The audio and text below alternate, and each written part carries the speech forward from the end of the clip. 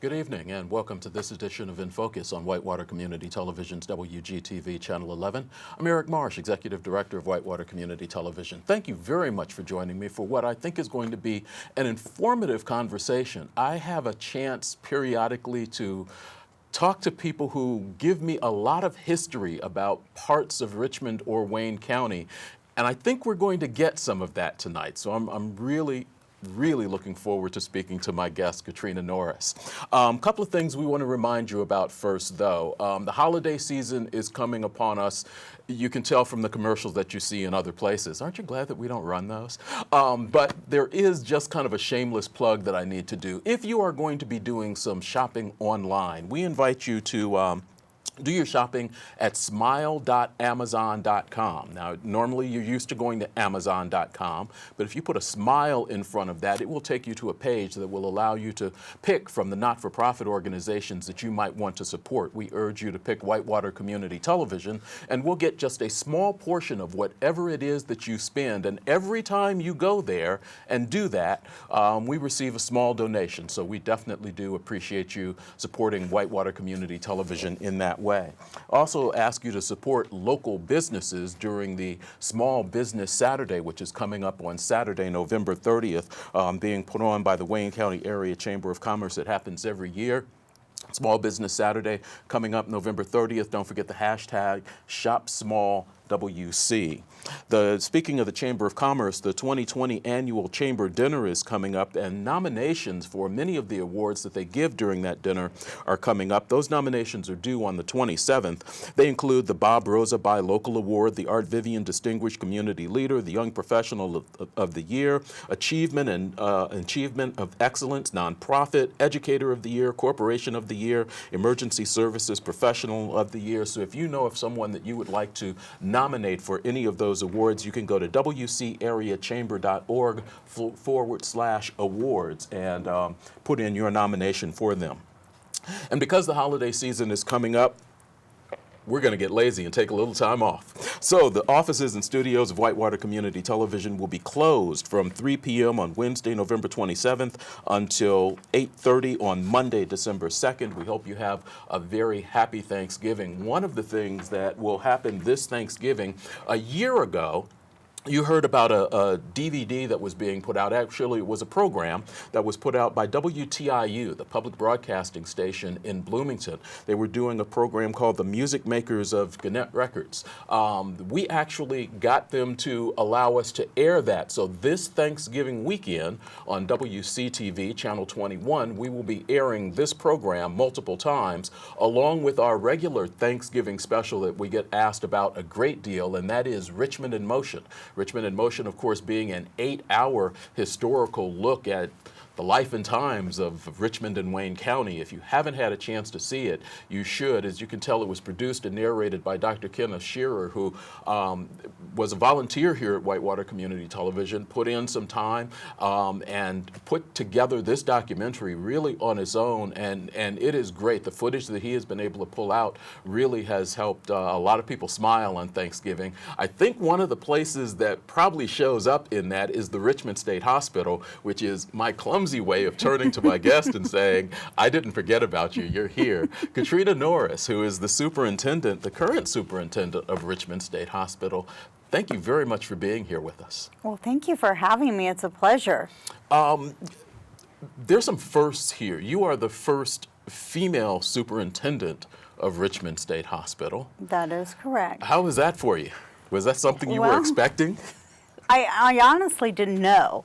I didn't know that they'd never had a female superintendent, and I went through the interview process, and during the conversations, and of course you've been there, you've seen the wall of former superintendents, and they're all male, and I kind of looked around and I was like, oh, well, this is going to be interesting, and it has been. And it has been. How long have you been there? Since late February of this year, so about 8.5 months. Okay. Let's go back. I try to do these in order, but I always end up jumping around when I'm talking to people. So let's see if I can follow a little bit for at least a bit. Tell us a little bit about yourself. You are native to this area. I am. I was born in Wayne County. actually a Union County High School graduate, so go Patriots. Um, Okay, there's people throwing stuff at the maybe television not, already. But graduated from Union County High School, and my family, my grandparents, my uncles, my mother lived in Richmond, so my father lived in Liberty, so I'm really a regional citizen. And I spent a great deal of time in my career in Fayette County.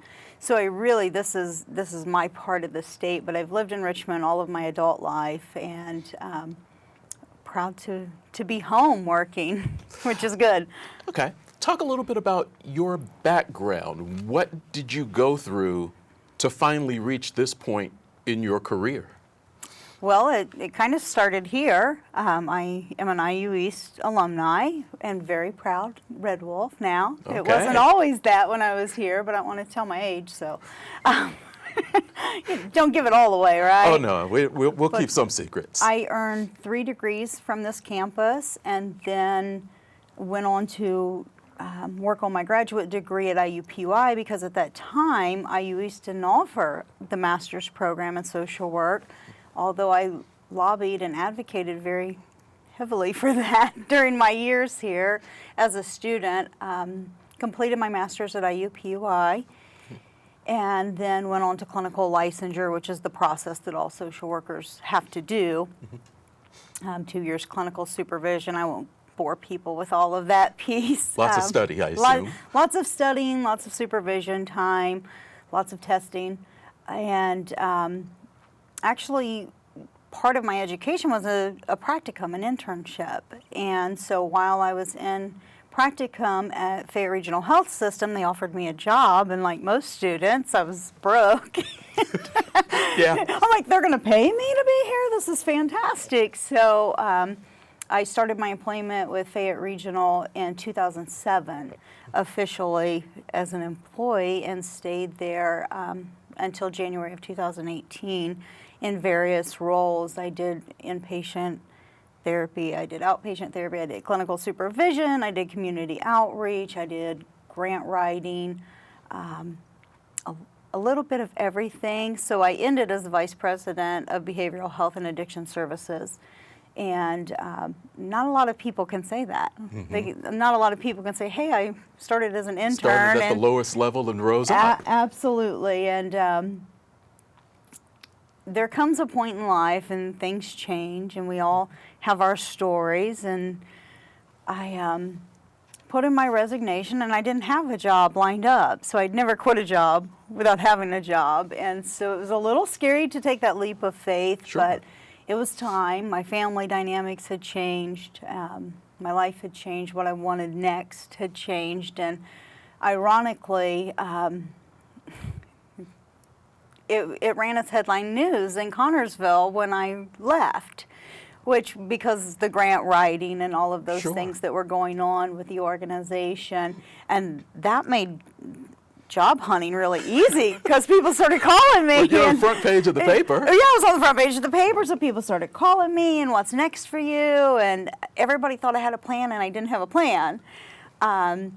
And then I got a call, and they said, hey, there's this state job in Richmond, and you live in Richmond. This will be great for you. And I'm like, oh, what is it? And she said, the Richmond State Hospital has a superintendent position.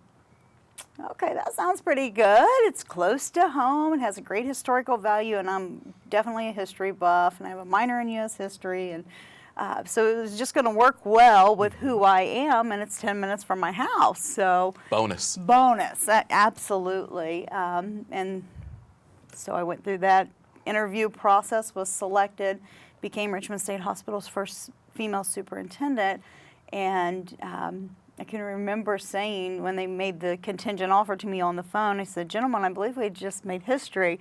And they started chuckling, and they said, we're in trouble now, aren't we? And I said, yeah, probably. Probably so, because you got to have some fun. When you work in mental health, it's draining, it's hard, the stories are painful, and there's so much trauma and hardship and misunderstandings and stigma that if you don't have a sense of humor, you don't usually stay in this field very long. So I was excited for the challenge, and of course it was a simple sell for me. It was we need you to come in and restructure, reorganize, and rebrand. I'm like, no problem. That's what I do. I build teams. Okay. I did not know what I was getting into because of the history. Because of the history. Let's go one more step. What drove you to social? What made you step into that social work line? That's not one that everybody feels comfortable trying to do. What made you go there?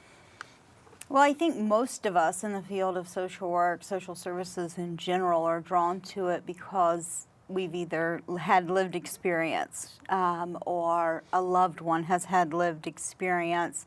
And I like to think about the impact my family had on me. I had fantastic family members and support. And my granny would tell me when I was a little girl, you leave this world a better place than you found it. And so I've just kind of stuck with that philosophy of every day you get up and you try to leave the world a little bit better than you found it. And I think I'm a caregiver by nature. I think I was born that way. Okay. We could use all the cliches, I'm my brother's keeper, and those other statements that are frequently used, but it was really the compassion to, I had a difficult childhood. I don't feel like I was neglected or anything to that avail, but it was not the traditional American dream for me, and I felt like I had some lived experience that I could help some people and be very empathetic to some of their struggles. So that's how I got there. When you got there, you mentioned being a history buff. For those people like me who didn't grow up here, who didn't see the Richmond State Hospital in its heyday and really understand what it was to this community, can you provide us with a little bit of that background? Because you gave me some reading material that really kind of opened my eyes to really what the state hospital was, the amount of ground, the area that it covered, the whole 9 yards. It was interesting. Well, I'm glad you enjoyed the reading, and that's why I shared it. We want to talk more about it. We want the public to know what we do, and at one time it was huge. I mean, the state hospital had such an impact on this community, and we had a maximum capacity 3,500 patients and owned land all the way to the current Blue Buffalo site. So it really, Wayne County grew up around the state hospital, and I tell everybody, Earlham was here about 40, 50 years before Richmond State Hospital. But if you can imagine, here's Earlham's campus, and then here's Richmond State Hospital campus. There was nothing in between but woodlands. And so I try to imagine that, and I look at the old photos and the history and what that must have been like, because they were asylums at that time. They were not hospitals. They were not viewed that way in a healthcare mindset. It was basically a locked away entity. That's an aerial picture of the campus as it is now? Currently. Question mark? That's the current aerial. And you can see the smokestack there still in that photo, which we will be decommissioning that in the upcoming year. So that'll be an interesting change. The grounds, the buildings that are on the grounds, do they look as good inside as some of them still look outside? Because that's a stately sight. Some are very beautiful, well kept, and others are not. And our campus has evolved through the years. Our patient population grew, our campus grew. But the thing about old buildings is they're very difficult to maintain. Sure. So, and they're very expensive to maintain. So some buildings have completely been demolished. Other buildings are still there. We really try to preserve those historical pieces, like our administration building, like our farmhouse. All of those pieces are a part of who we are. And the administration building was where that staircase was, actually. And that is an original staircase, and that is the original cottage from 1890, where the superintendent and his family actually lived on the third floor to care for the patients. So it's got a fascinating piece of history that's sustained 129 years. You use the term asylum, and we think of the term asylum as something bad. It's got a negative connotation to it. Absolutely. But that's really not what these places were at the time that they were created. No, and ironically, it was across the country. These institutions were basically warehouses for the mentally ill. And Richmond State Hospital has records and photos and diaries and all of these historical pieces that showed we were so much different, that we were very committed to vocational services, rehabilitation services, and our patient population was much different then than it is today. Of course, medications changed, treatment modalities have changed. People are not in the hospital as long as they used to be. And that's why I think it's so important to talk about it and invite the community in and let them see what we do, more so than being just this little tucked away campus on the west side of town that people know a little bit but not a whole lot about, or they've had family members that work there. And there are tons of Richmond State Hospital retirees in the community that spent 20, 30, 40 years there, which is just amazing that they had so much of their adult life in one workplace. In one workplace, Sure. Talk about the changes in how the state how the state hospital has evolved through the years, and how patient care at facilities like that has evolved through the years. You mentioned at one point in time there were 3,500 patients, and then they really began to just kind of shut down some of the institutions, Correct. turn people out, let them figure it out on their own, or let communities begin to figure it out more. How did that actually take place and evolve to what it is now? Well, historically, there's been lots of evolution, if you will. Community mental health centers in the 60s and the federal legislation that came down that funded community mental health centers basically said we have a lot of people and institutions that, given proper support, could function outside of institutional walls. And if you think about that time in history, and you know that JFK had family members with mental illness as well, he was very passionate about that. But I think there were some unintended consequences of that too, that people weren't thinking about really the science of mental health and the fact that not every mentally ill person takes their medicine as prescribed. Right. And so then we've seen the insurgence into the criminal justice system, which was not prepared for the mentally ill. They weren't trained for it. They did not know how to respond. And they probably traumatized a lot of mentally ill people that honestly just did not know any better. Because of that, the 80s, we saw huge deinstitutionalization movements, and it's not cost effective. I mean, let's be honest. We are funded by taxpayer dollars, and it is not cheap to care for chronically mentally ill patients, just like it's not cheap to care for chronically physically ill patients. Right. Healthcare is expensive, and because we are funded by taxpayer dollars, it has changed and evolved. And the good news is things have gotten better. The community mental health centers are our partners. The medications are better. The wraparound services and supports are better. There are a lot of innovative things happening throughout the state, not just in Wayne County, but I've traveled the state to the community mental health centers and talked to them about, what are you doing in Lafayette, and what are you doing down here in Blackford Grant? And it's fascinating to me how innovative communities can be when they have an identified need.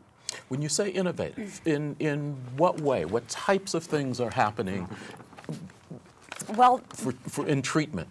for example, there was a community center in one of the areas I visited, And basically it was attached to their community mental health center. So not only could patients go there and get the standard of care, psychotherapy, medication, but they could also have the social interactions and the life skills training.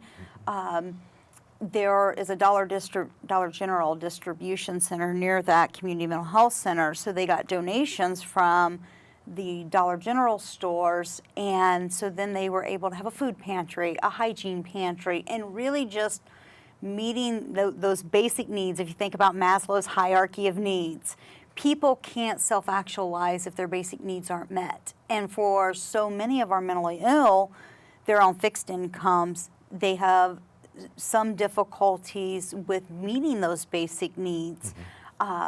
So those are huge innovations in doing things differently than just saying, oh, we'll send a social worker to your house once a week.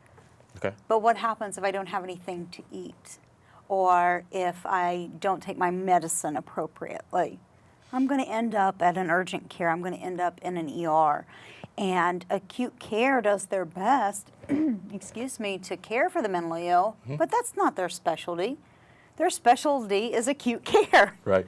So, Now, some of the things that you're talking about, though, through its history, Richmond State Hospital kind of helped provide. Sure. You were, and in the literature you gave me, plus you were showing me around. We talked about the greenhouse that was there that a lot of people did, the industrial building. You were showing me some chairs that still exist that that patients made there. So they had that interaction in that facility. absolutely. And we have record after record after record that shows that we really had a strong sense of community on our campus. And there's a lot to be said about work.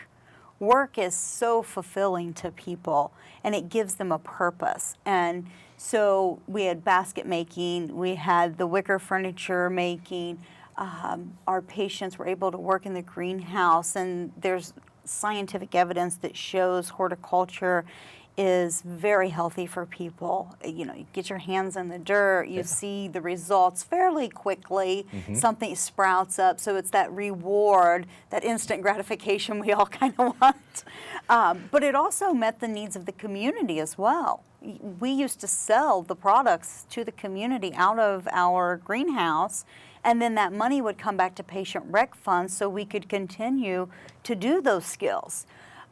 So there were so many things there that were beneficial to the community and to the patient. And I'm very proud of our partnerships with the community.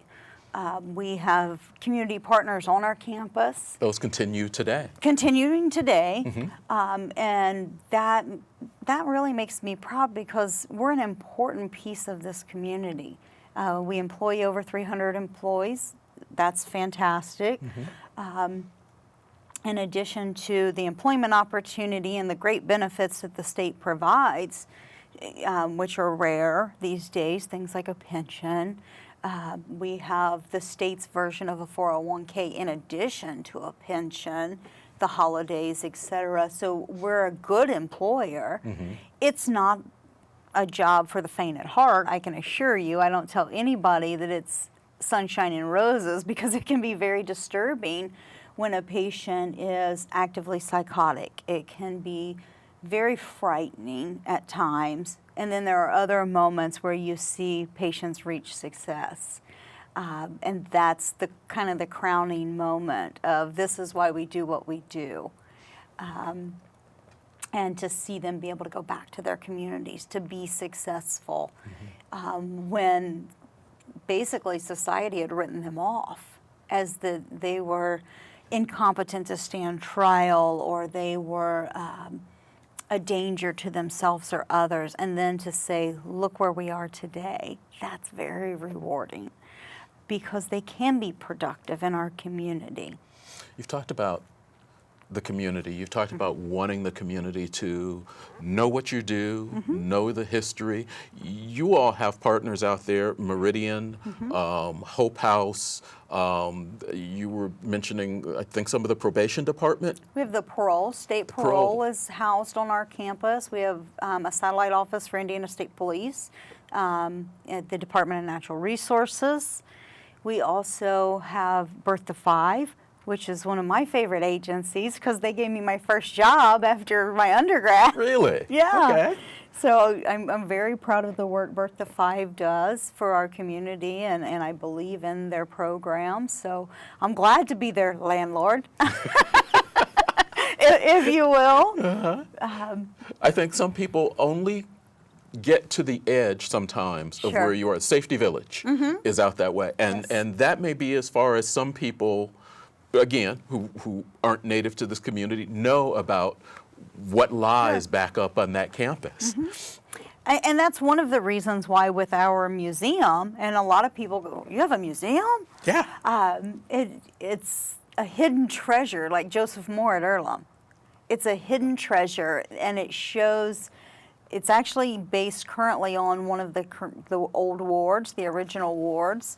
But we're going to move it to that farmhouse, and I think you had a shot of it earlier. So it is closer to the roadside, and put some signage up and do quarterly events so that people know we're there. They can learn, we can destigmatize mental illness, and we can really move away from that fear of what goes on there. Because for a long time in this community, people were afraid of what was happening, and there was a patient that eloped or escaped, and the community would be very frightened because they didn't know, and we don't know what we don't know. So if we show them, here's how far we've come, and we use the museum as an opportunity to share our history, but then also use it as an opportunity to educate, I really think we'll see the turning point in the stigma that surrounds mental illness and addiction. Talk for a little bit about the opioid problem that we have, and where organizations like the state hospital might be able to help. Obviously, you've mentioned Meridian Services has some facilities there. Yes. But as you try to partner with parole, Meridian, and other places, what is it that we don't understand about the opioid addiction, how it hits people, how it affects people?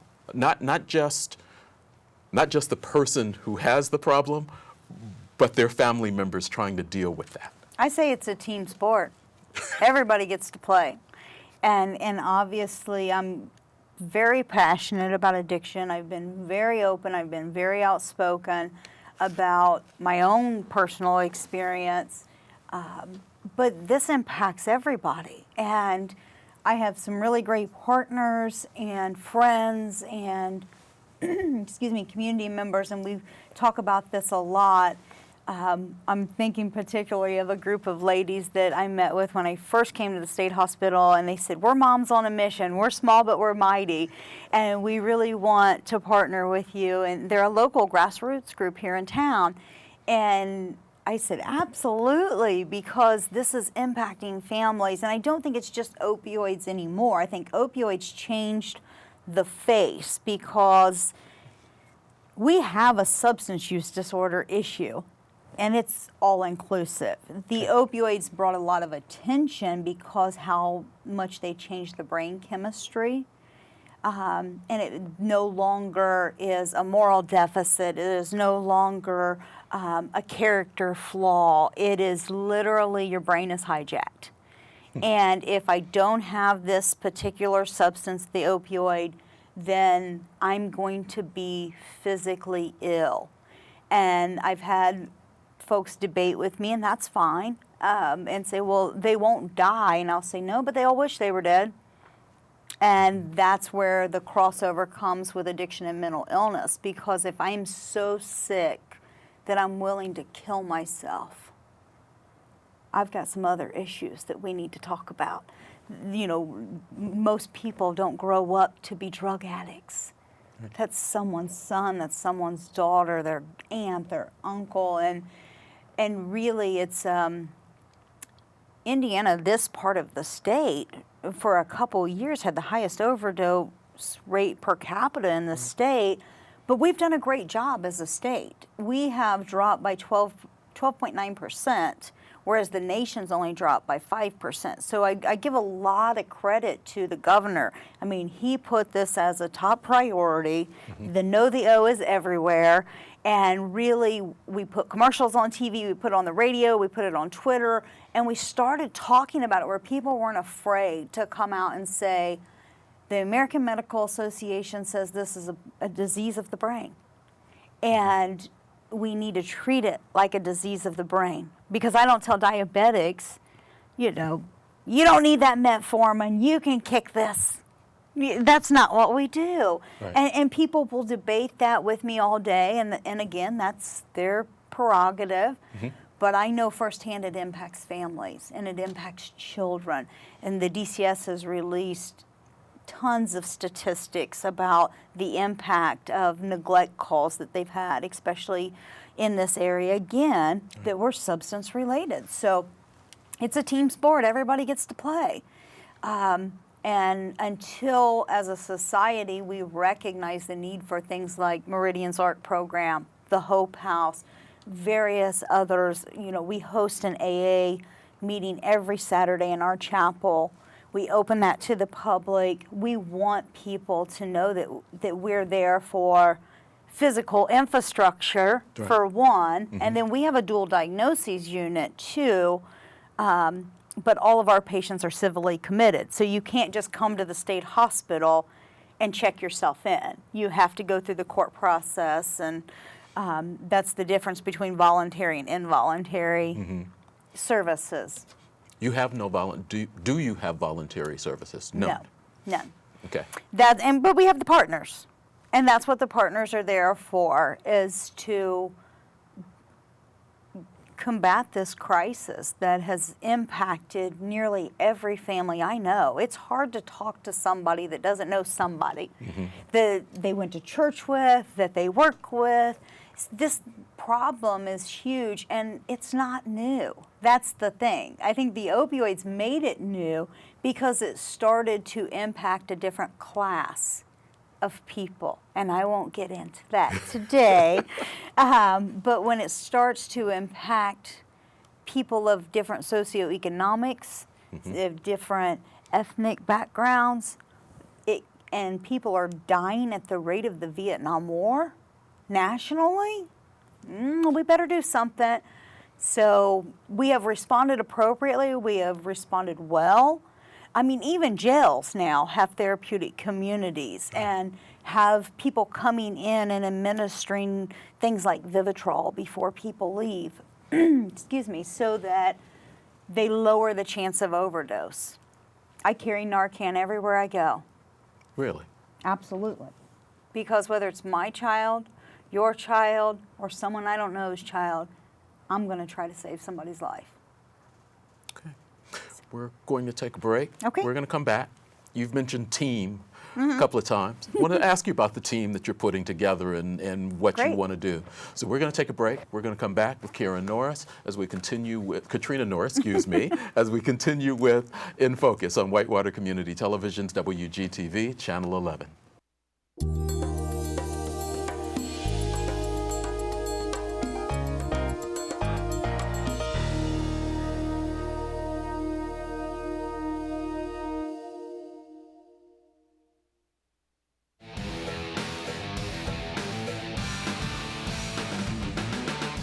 Hi, my name is Travis Lang, voice of the IU East Red Wolves and host of Inside IU East Sports. I'm here talking weekly with players and coaches of the IU East teams and just talking about sports and, well, anything and everything in general.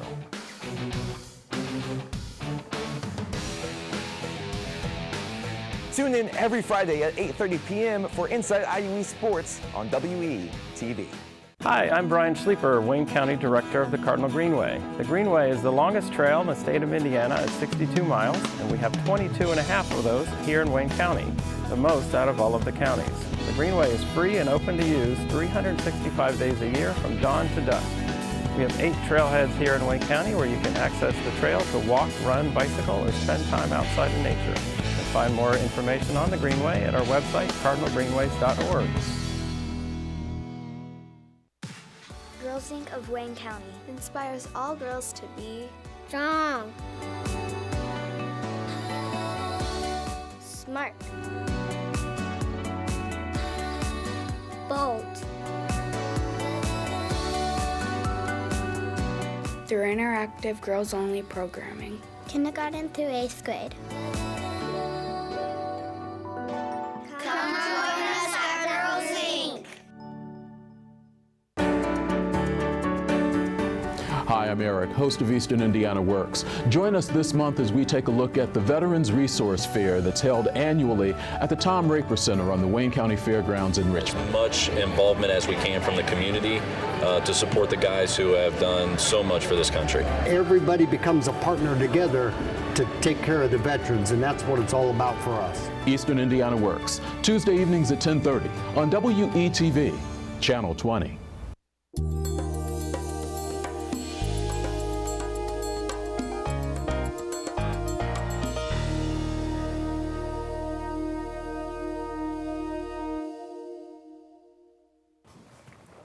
Welcome back to In Focus on Whitewater Community Television's WGTV Channel 11. I'm Eric Marsh, Executive Director. Glad you're able to join us. For this episode of In Focus, we're speaking with Katrina Norris, Superintendent of the Richmond State Hospital. Appreciate the time that you're giving us today. Again, thank you for having me. It's a pleasure. It's a pleasure talking to you. You've been in this position since February. You step into a new position and it starts to churn. Yes. They gave you this list of things you needed to do, rebranding, and okay.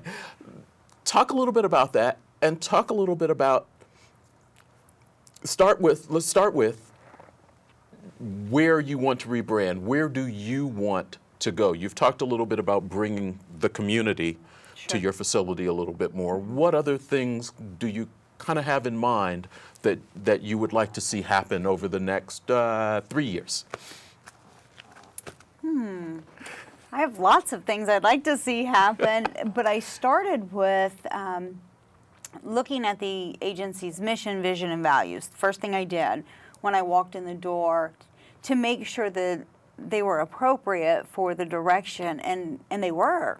It was perfect. It was individualized patient care is the center of all we do is the mission.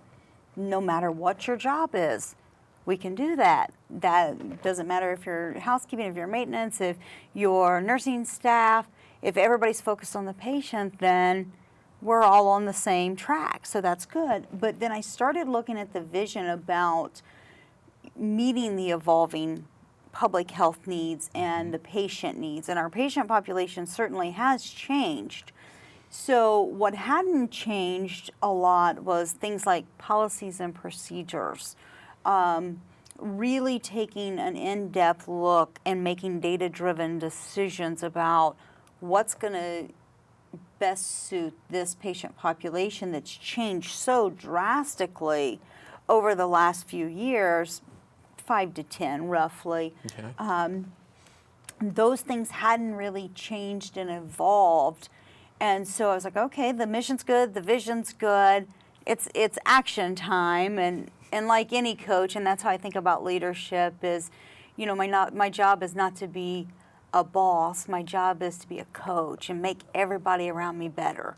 And the smarter, the more innovative, the more creative people I put around me, the better my team becomes. And I have this real soft spot for, I love young people, I love teaching, I adjunct here, and I really want to invest in the future, and that's leaving the world a better place than I found it, is if I continue to give and grow, especially young professionals, that it's almost like a mama bear in me that I get really happy about.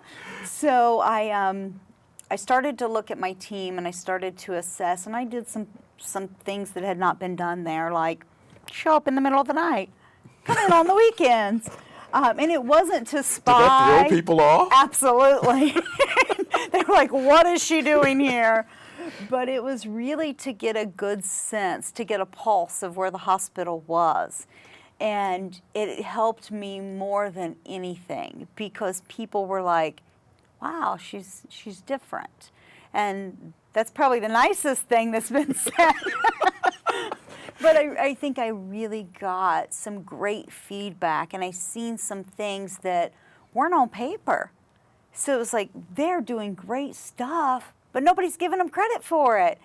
And so I got excited and seen opportunity, and I said, okay, it's time for me to build a team. And if we're going to meet that vision and the evolving public health needs, I got to get a diverse team in here to help me. So I brought on Paul Stanley as my assistant superintendent, and he has a background in community mental health. He has a background in residential, of course, most recently had been at the United Way. So he really was well-connected, well-versed, great work ethic, and brought him and said, need you to be my right hand. We've got a lot to do, time to get to work. And he teases people and says the first week he showed up, so did our accrediting body. Timing. I like to call that, on-the-job training. But it was a good learning. And then had a few folks retire, which opened up, again, some critical key positions, and I brought Jessica Guth in as a community service director, and she's a young professional, dual degreed out of Purdue, which we don't hold against her, because I'm a Hoosier. I was going to say, you all got to be throwing stuff at each other here I'm in another couple of Hoosier weeks. all the way, and she's just been a great face for that young professional out in the community, making connections, telling our story, and brought in Jessica Whited as a psychiatric service director, and she had a long history at Fayette of working in mental health and community outreach. So really just diversifying my team and bringing different skill sets in. Brought Summer McDaniel as my director of nursing. Again, just pulling a team together that could work collectively and really help us meet the needs of the patients. As they are changing, we need to change. And we need to change our training, we need to change our programming. And right now we're in the middle of full-blown change. Which makes some people nervous. Absolutely. Change is a difficult thing. It certainly is. The unknown is frightening. And like I said, we've got a wonderful staff, outstanding staff, tons of long-term employees. I mean, when they say, well, I started here in 1975, and I was like, that's when I was born. They just look at me. But it's interesting because that wealth of knowledge then needs a succession plan. And they've seen a lot of changes. Oh, my heavens. They've been through a great deal of change, not only administratively, but you have to think we are a state entity too, so there are politics that do impact us. The budget impacts us.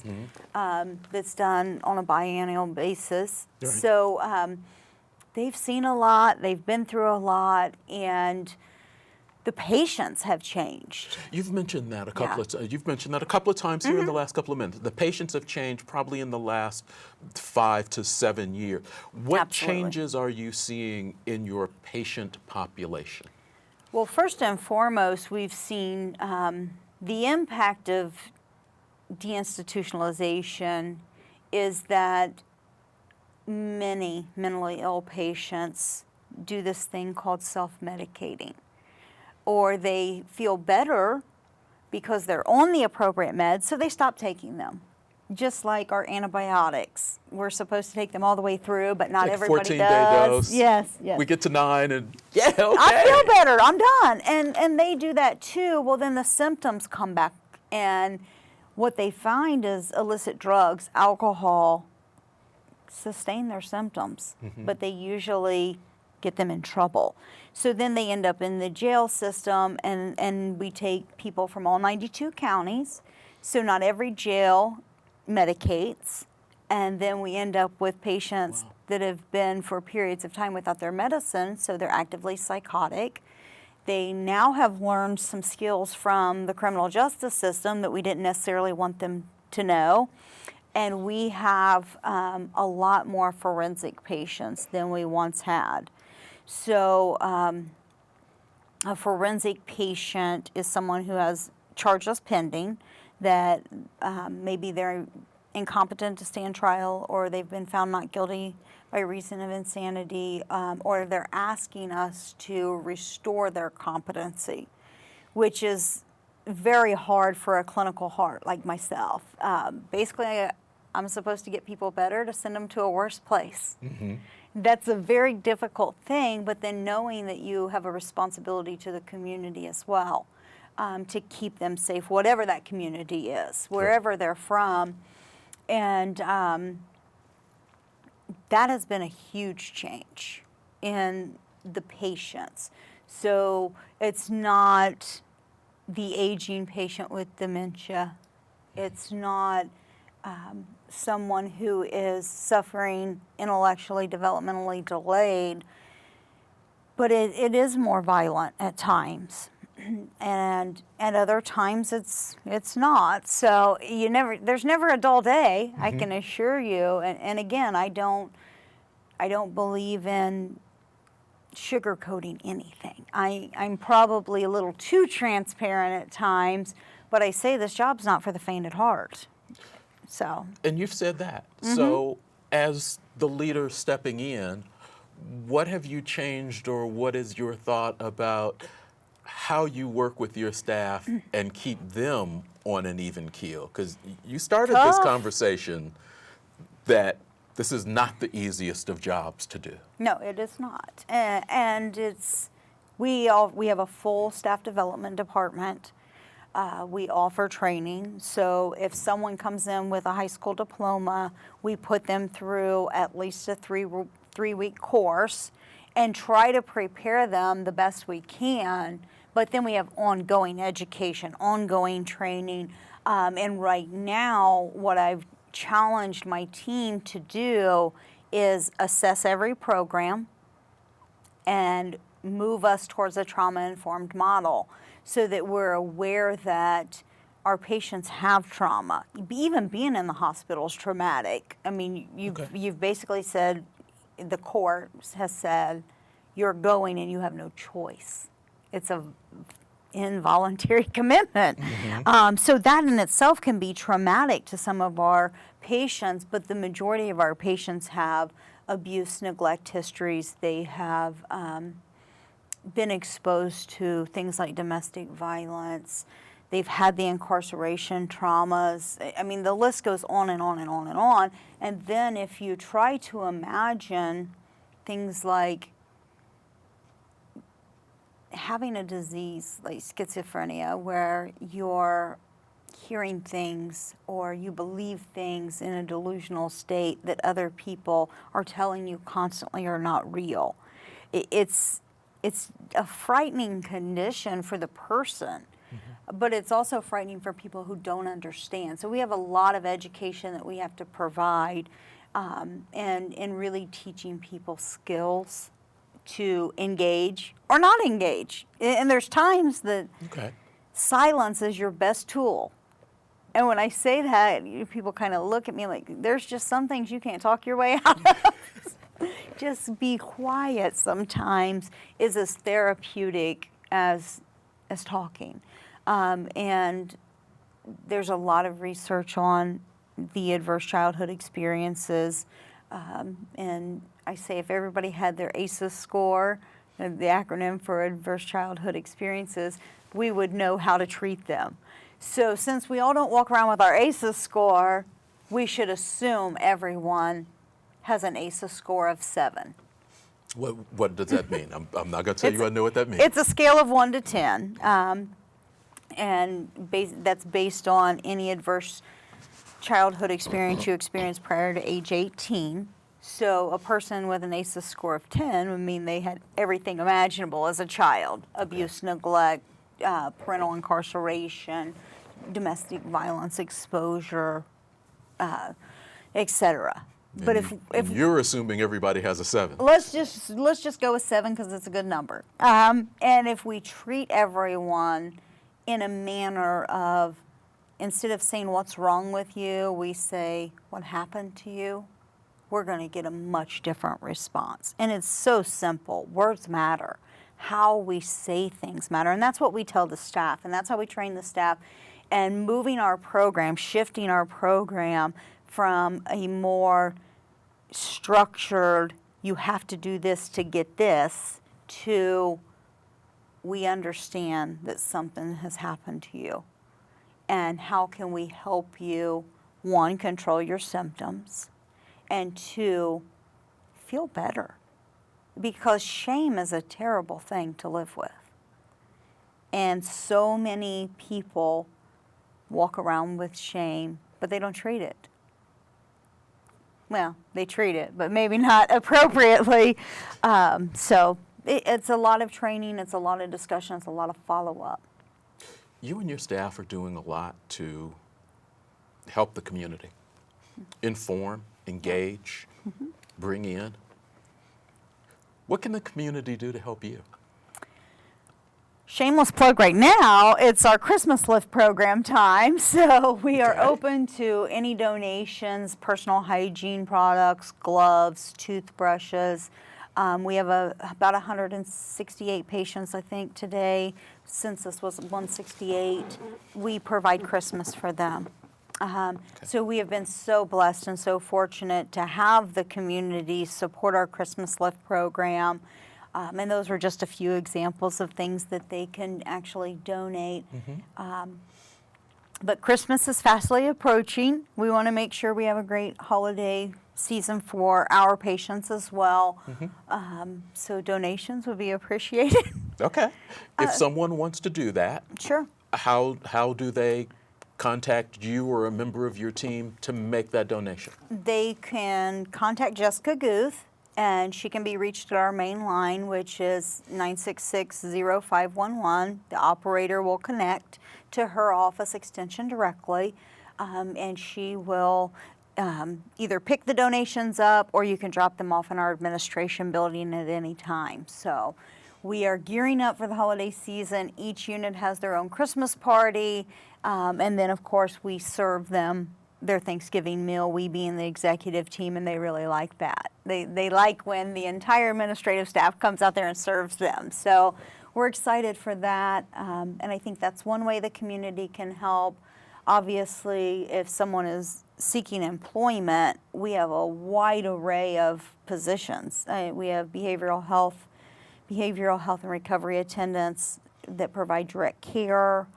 There are always jobs open in that area. Nursing staff, we have housekeeping, we have maintenance and grounds. So we have. You have a lot of grounds. Oh, we have about 122 acres, I believe is what they told me was the exact acreage.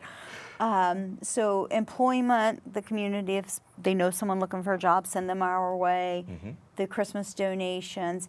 And then again, just not being afraid to ask. And when we launch this reopening of the museum, hopefully in the spring, fingers crossed if everything goes well, you know, we want to invite the community out. We want them to see what we do. And we want them to be a part of our community in multiple senses of the word. So Cool. thank you. When you launch and open your museum, Yes. please let us know, because I saw, obviously, in my visit to you, some of the pieces that are there. Sure. I didn't see a lot of things, so I'm curious about what's in the museum. That is an incredible facility that has a lot of history. Yes. That you personally are trying to preserve along with your team. So I hope that you all are definitely able to pull that off. We are going to pull it off. But you're welcome back anytime. I will take you through the current museum as we are making the transition to the farmhouse. So Great. anytime, open invitation. I appreciate that. And if the public wants to see the museum, they can call and arrange an appointment with Jessica as well. Oh, okay. She does school tours primarily through the museum, but since we've been kind of boxing things up, inventorying, we haven't done a lot of tours, but it's an open invite. Cool. Katrina Norris, Superintendent of Richmond State Hospital, thank you very much. My pleasure. I appreciate the time. Thank you. A couple of things to remind you of as we head out. Angel Wish, if you want to help brighten the holiday of some seniors who are isolated and alone in East Central Indiana, you can do that. Lifestream Services has a program, Angel Wish. You can call Laura at 765-759-3372. Want to remind you, even though that we've had snow on the ground, there are still leaves out there that need to be picked up, and if you're still raking yours out to the curb, you can still do that. You can pick up within the city limits. That runs through December 6th. You see the information there on the screen. Don't make them too high. Don't put a lot of tree limbs in them and things of that nature. Residents on US 27, US 40, State Road 22 must have their leaves bagged up and call for a special pickup. That number is also there on the screen, 983-7450. Looking for some art to check out, the 41st annual Whitewater Valley Art Competition is going on and will continue to be displayed in the Tom Thomas Gallery and Meyer Artway until December 13th. 54 works of art from 46 artists from Indiana, Illinois, Kentucky, Michigan, and Ohio out here at Indiana University East. Living in Poverty, the experience is being put on by the NATCO Community Empowerment Center. That's happening on December 3rd from 9 to 11:30 in Johnson Hall. You can RSVP by November 27th at 983-4766. The Winter Farmers Market is going on. If you missed the Farmers Market and went out to Jack Elstro Plaza a week or so ago, they've moved inside. They are at the Richmond Senior Community Center, 1600 South 2nd Street. SNAP dollars are still doubled. Their holiday gifts, fresh produce, a lot more. That happens every Saturday until April from 10 a.m. to 1 p.m. A couple of quick things to tell you about. One, if you are looking for the date for our annual 21 for Fun Casino Night, mark it on your calendar. It is Friday, April 17th from 6 to 10. We will be at the Elks Country Club. And once again, the offices and studios of Whitewater Community Television are going to be closed from next Wednesday at 3 p.m. until Monday, December 2nd at 8:30 p.m. I'm looking at that going, I'm not going to be there anyway.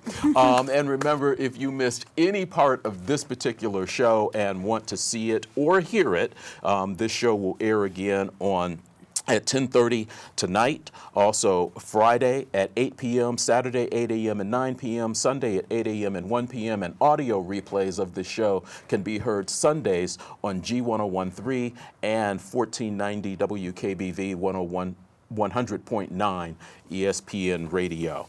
Don't forget, our airing of Richmond in Motion will be this Thanksgiving weekend. Hope you enjoy that. And we will also have, courtesy of WTIU in Bloomington, the music makers of Jeanette Records want to hold this up to the right. So definitely check that out. It is really an interesting program. Thanks again to Katrina for being here. Thank you very much for watching this episode of In Focus on Whitewater Community Television's WGTV Channel 11. I wish you well.